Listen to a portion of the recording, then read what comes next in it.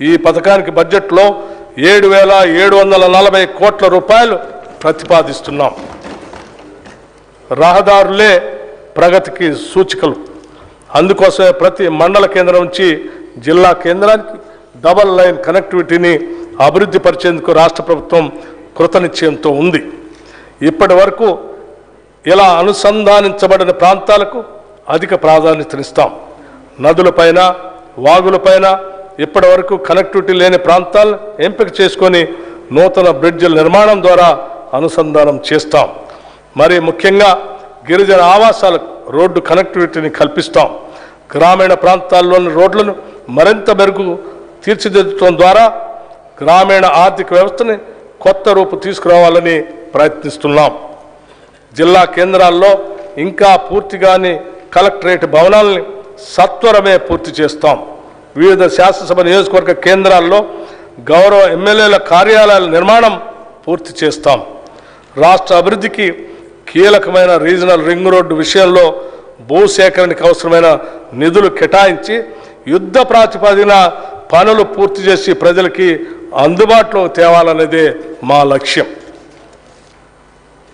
నీటిపారుదల, నీళ్లు, నిధులు, నియామకాల కోసం కొట్లాడి తెచ్చుకున్న తెలంగాణ రాష్ట్రం ఈ 10 సంవత్సరాల కాలంలో నీటిపారుదల రంగంలో గణనీయమైన అభివృద్ధి సాధించి ఉండాల్సింది. పచ్చని పైర్లతో తెలంగాణ భూభాగం కళకళలాడాల్సి ఉంది. అయితే గత 10 ఏళ్లలో జరిగిన తప్పిదాలు నీటిపారుదల రంగంలో సాధించాల్సిన ప్రగతికి అవరోధాలుగా మారాయి. ఈ కఠోర వాస్తవం గ్రహించినప్పుడే మనం భవిష్యత్తులో ఎలాంటి తప్పులు పునరావృతం కాకుండా చూసుకోగలుగుతాం. అందుకే ఈ విషయాల్ని మొహమాటం లేకుండా ప్రస్తావిస్తున్నాం. నీటిపారుదల రంగ నిపుణుల సూచనలు పట్టించుకోకుండా, మేధావుల సలహాలు పాటించకుండా కేవలం మనకు తెలిసిందే వేదం అన్న రీతిలో గత ప్రభుత్వం వ్యవహరించిందనటంలో సందేహం లేదు. ఏదైనా రాష్ట్రం నీటిపారుదల రంగంపై విశేష శ్రద్ధ చూపిస్తే అద్భుతాలు సాధించడానికి 10 ఏళ్ల కాలం సరిపోతుంది. అయితే ఈ దశాబ్ద కాలంలో అనుసరించిన ఒంటెద్దు పోకడ సాగునీటి రంగాన్ని, ఆర్థిక రంగాన్ని అతలాకుతలం చేసింది. కాంట్రాక్టుల కోసం ప్రాజెక్టులు నిర్మించే విధానం తెలంగాణకు శాపంగా మారింది. లక్షల కోట్ల రూపాయల ఖర్చులో అవినీతి ఎంతో తేల్చాల్సిన బాధ్యత మాపై పడింది.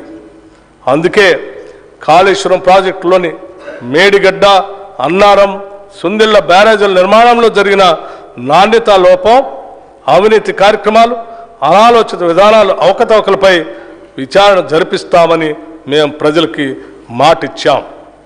ఆ మాట నిలబెట్టుకునే దిశగా కార్యాచరణ ఉంటుంది.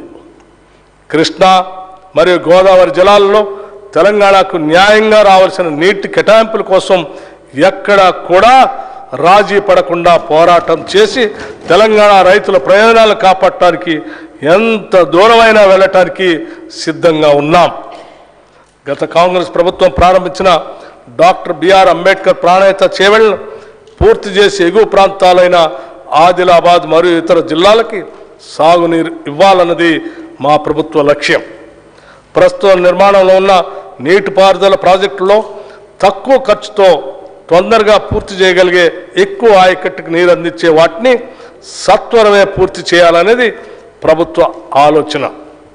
వాటిలో AMR Srisailam left bank canal, Mahatma Gandhi Kalwakurthy lift irrigation scheme, Jawahar Nettempadu lift irrigation scheme, Rajiv Bhima lift irrigation scheme, Koil Sagar lift irrigation scheme, SRSP Indiramma వరద నీటి కాల్వ, JR Chokkarao Devadula lift irrigation scheme, Komaram Bheem, చిన్న కాళేశ్వరం లాంటి చోరాల కొడంగల్ లిఫ్ట్ ఇరిగేషన్ సంబంధించిన లాంటి అనేక ఉన్నాయి.